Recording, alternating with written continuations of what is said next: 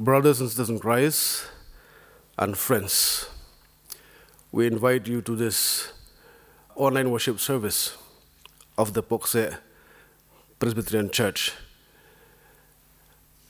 And we hope and pray that through the music and singing and the message from the Word of God, we will all be blessed. And before we proceed, let us look to God in prayer. Most gracious God, our Heavenly Father, we thank you for you have given us this day, the Lord's Day, the day that you have ordained and set aside for us to come before your throne of grace, to worship you, to sing praises in humble submission and adoration. As we worship you, we beseech your presence in our midst.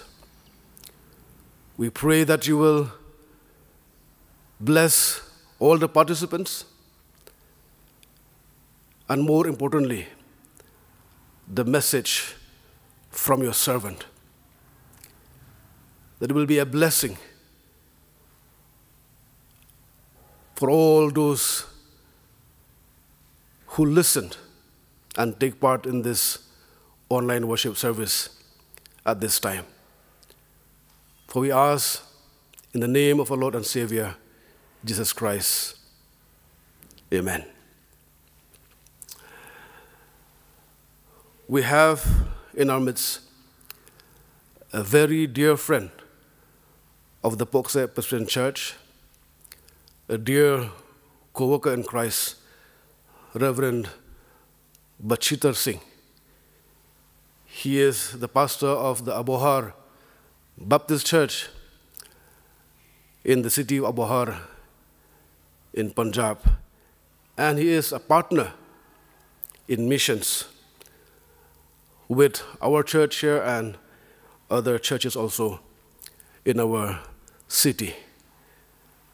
Rev Bachittar Singh, he is not new to us. He has been with us on numerous occasions in the past. And we have been greatly blessed by his ministry. We would like to express our gratitude to him for giving his consent and sparing his valuable time to come and speak via this online portal. And it is my hope that his message will give us strength, will refresh our minds, and will convict our souls so that we can serve him and do his will in the days to come. Before we listen to the message from the Word of God from his servant, Rev Bachittar Singh, I will call upon the praise and worship team to lead us in songs of praise.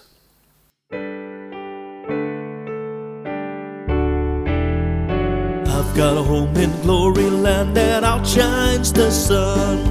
I've got a home in glory land that outshines the sun. I've got a home in glory land that outshines the sun, way beyond the blue. Lord, oh do remember me. Do Lord, oh do remember me. Oh do remember me, way beyond the blue. I took Jesus as my Savior, you take him too. I took Jesus as my Savior, you take him too. I took Jesus as my Savior, you take him too, way beyond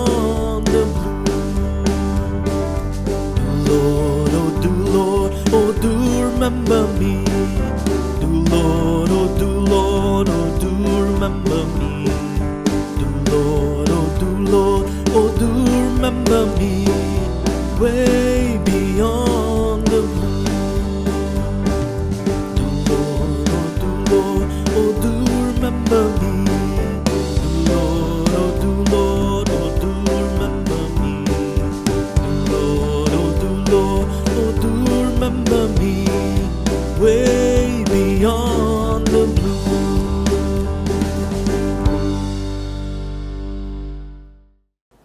I want to greet you in the matchless name of our Lord and Savior Jesus Christ, and I want to thank you for giving me this opportunity so that I can share the Word of God with you. I want to thank the chairman and members of Pohkseh Presbyterian Church. And on behalf of our mission in Gidarbaha, we want to extend our gratitude to all the members of Pohkseh Presbyterian Church for helping us in these difficult days, as you have helped us in distributing ration and other things to our believers and many non-believers as well. And the topic of my sermon is going through the deep waters. As you know, the world is in a turmoil. We are going through some difficult days. Just 2 months ago, my mother passed away, and I faced a very big storm in my own life, and it took me many days to get over the grief. So we all go through storms in life. You know, at this time, due to COVID-19, the world is in a turmoil, and we do not know what the future holds. We do not know where we are heading, where the world is heading. The economy of the world is crashing. And in the moments like this, I want to bring to you a word from the Word of God. And the passage that I have taken today comes from book of Isaiah, chapter 43, verse 1 to 4. You know, the people of Israel and Judah have been in exile for half a century. Their hopes of speedy returns have been dashed. Their city, their holy city, God's holy city, have been burned to ground. That meant for them that their God has been defeated. They felt defeated, they felt dejected, they felt deserted.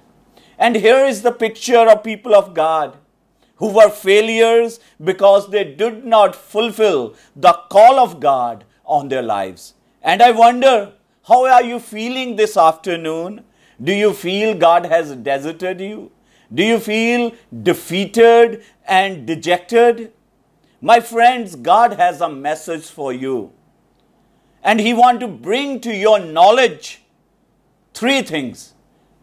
What He has done for you, what He will do for you, and why He will do for you. You know, what has He done for us? And from this passage we see there are many verbs in this passage. And the very first verb is created. But now this is what the Lord says. He who created you, Jacob. He has created you. He has created me. Psalm 139. For you created my inmost being. You knit me together in my mother's womb. I praise you because I am fearfully and wonderfully made. I know you fully well. My frame wasn't hidden from you when I was made in secret place. When I was woven together in the depths of the earth, your eyes saw my unformed body. And all the days were ordained for me, and they were written in the book before one of them came to be. How precious are your thoughts, O God. My dear brothers and my dear sisters, He is your Creator. Because He is your Creator, He is powerful enough to take you through any storm. He is powerful enough to give you strength, to give you power, to face the mountains of your life. There was a king in France, his name was Louis XIV. He became king of France when he was only 4 years old. He ruled France for next 72 years. He reigned longer than any other king in the Europe's history. Just as many powerful leaders in the world, he was consumed with his own self and power. And he called himself the great monarch. and he declared, I am the state. However, like all powerful rulers and leaders, he died in 1715.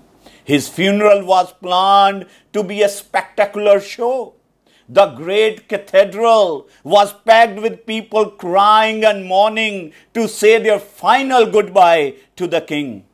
He had a solid gold coffin which had jewels above it. To show his greatness, they placed a candle on the top of coffin to burn to demonstrate his greatness. And thousands of people waited in total silence looking at the candle. Bishop Masselian presided over the service. He stood to speak to the thousands of people, which included the priest of France. When the bishop stood up, he did something that stirred the entire nation.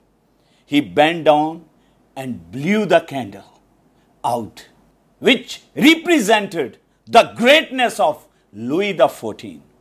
Everyone grasped. Then in the darkness, the bishop declared, only God is great.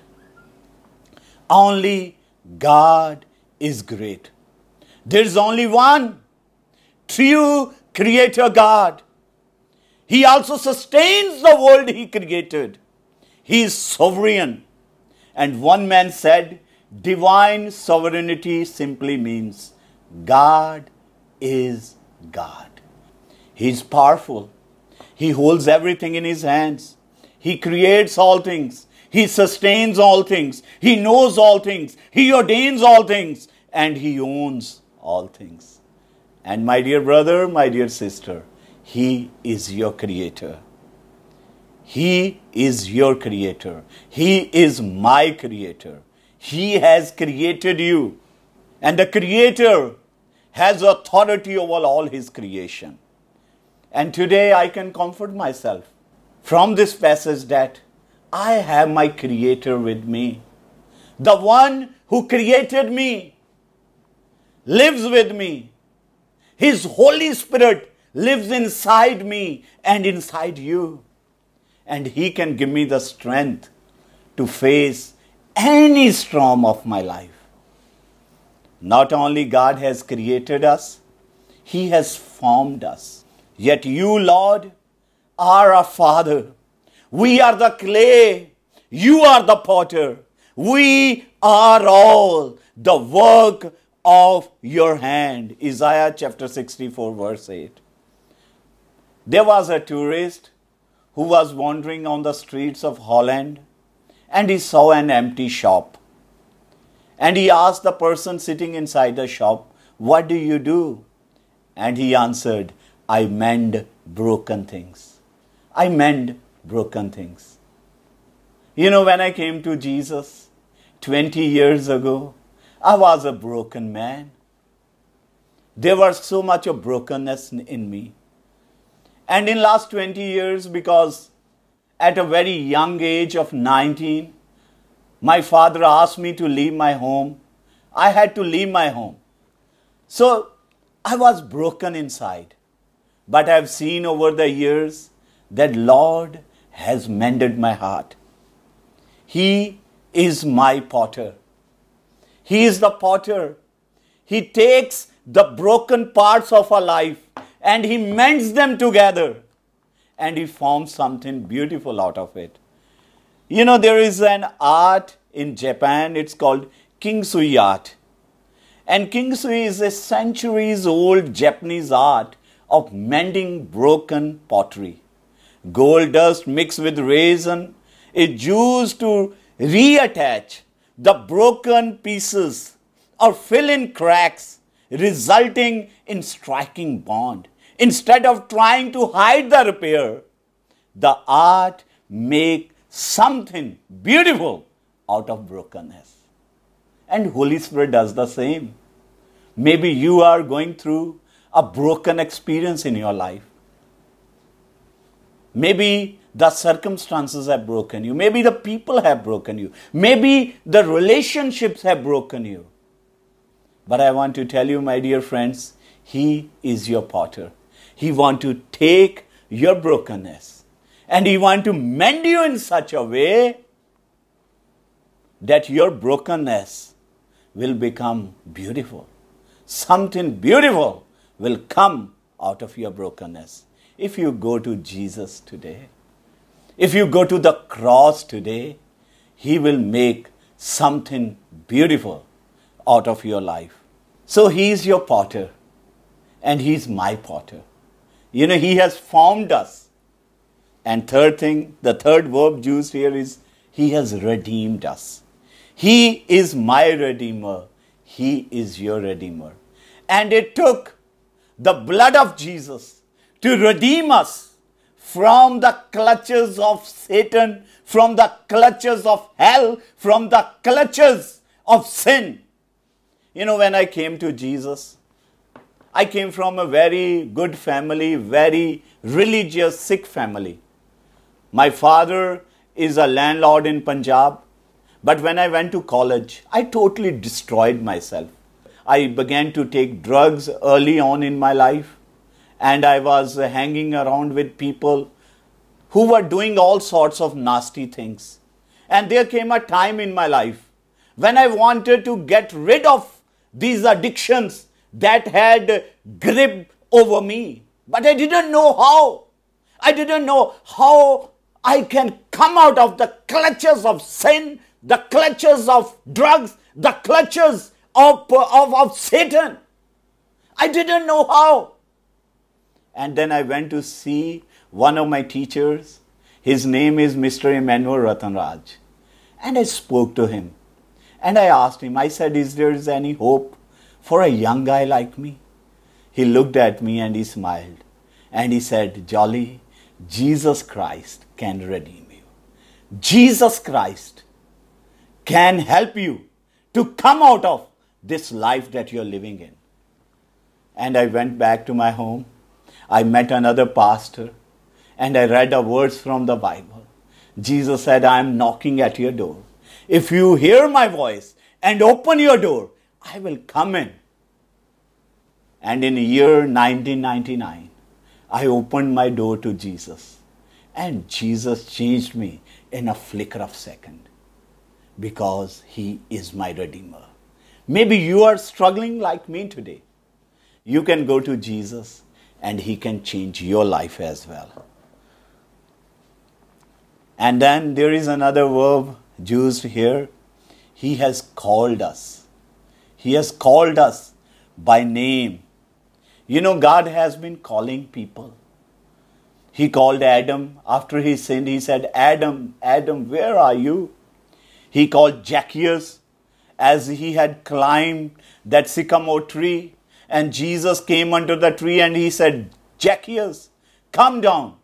I am going to go to your house tonight. He called Saul as he was persecuting the church. Saul, Saul, why do you persecute me? God has been calling people by name. Not only He has called us by name, He has given us a new name. You are now accepted in Christ. You are loved in Christ. You are adopted in Christ. And then what God has done for us? He's saying to you and He's saying to me that you are mine. If you come to Him, if you come to His cross, He's gonna make you His own. You will become God's possession. You will be God's own. God is going to make you His son and daughter. This is what He has done for me. How can I face the storms of my life when I am reminded of the fact that God is my creator? When I know that God is my potter, He has formed me. When I know that God is my Redeemer. When I know that God has called me by name. And when I know that I am God's. He's saying to me, He's saying to you that you are mine. The second assurance from the Word of God that God gives me is from this passage that what He will do for you, what He will do for me. You know, it's written, when you pass through the waters, I will be with you. When you pass through the rivers, they will not sweep over you. When you walk through the fire, you will not be burned. The flames will not set you ablaze. My dear friends, it's not written, if you pass through the waters. It's written here, when you pass through the waters. You have no choice. You have to go through persecution in life. You have to face the storms in your life. You know, our churches here in Punjab, we see so many people coming to Christ. And all of them have the same story, that Jesus came to their life. But after they came face to face with Son of God, they had to go through troubles. They had to face the storms in their life. And God says, when you go through the waters, when you go through the fires, there are two promises that God has given us in this verse. Number one is, He is going to be with you. The presence of God is going to be with you. You are going to have His presence abiding with you.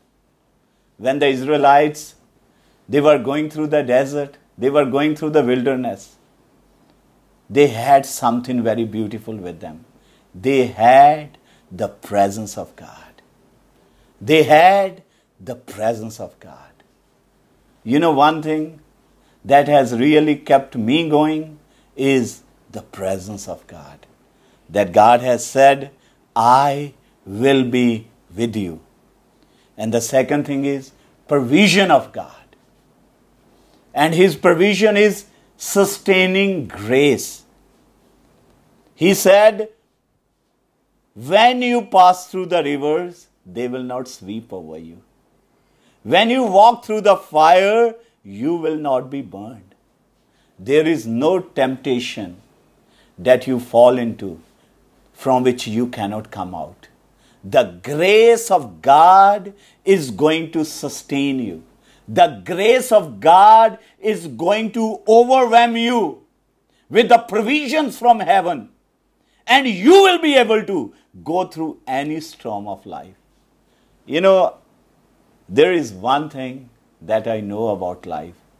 There is one thing that I've experienced over the years, listening to the stories of countless believers in Jesus Christ.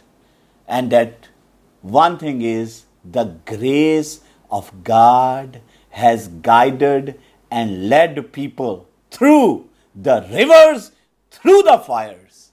And God is going to do the same. In the midst of this COVID-19, God is going to give you enough grace, the sufficient grace to go through this fire. My dear friend, today, are you covered under the grace of God? Are you hiding yourself under the mighty hand of God? The grace of God is going to sustain you. When you go through the waters, when you go through the rivers, His presence and His provision is going to lead you all the way. The third question that helps you going through the storms of life is, why He would do all this? Why He would do all this? And the answer is, for I am the Lord your God, Holy One of Israel, your Savior. I'll give Egypt for your ransom, Cush and Seba in your stead, since you are precious and honored in my sight. Because I love you, I'll give people in exchange for you, nations in exchange for your life. Because He sees that you are precious. You are precious. You are so precious that He is ready to give half of Africa and Egypt as your ransom. But that wasn't enough. He said, I'll give my Son, Jesus, as exchange for you. What then shall we say in response to these things? If God is for us, who can be against us? He who did not spare His own Son, but gave Him up for us all, how will He not also along with him, graciously give us all things. You know, he has given Jesus for us. He has given Jesus. It took the last drop of Jesus' blood to make that exchange on your behalf. Look at the one who made everything. He made it all. It all belongs to him. Yet he hung naked on the cross. The one who made every seed, every limb, every tree, he dies on a tree. The one who made the oceans, the fountains, and the rivers and the streams, he said, I thirst. The one who flung that sun out into the space is the one who is blistered by the noonday sun. When Jesus created the universe, he did it with his word. He said, let it be. And it was. And universe sprang from his fingertips. But when he saved us, when he redeemed us, it took every drop of his blood. He didn't have to do it, but he did it because he loved us. You know why he would do all of this? Because he loves you and he loves me. And he said, you are precious in my sight. You are honored in my sight. Why you are precious?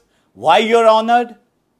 Because as a Christian, now Christ is living in you. The mystery that has been hidden for ages and generations is not disclosed to Lord's people. To them God has chosen to make known among the Gentiles the glorious riches of this mystery, which is Christ in you, the hope of glory.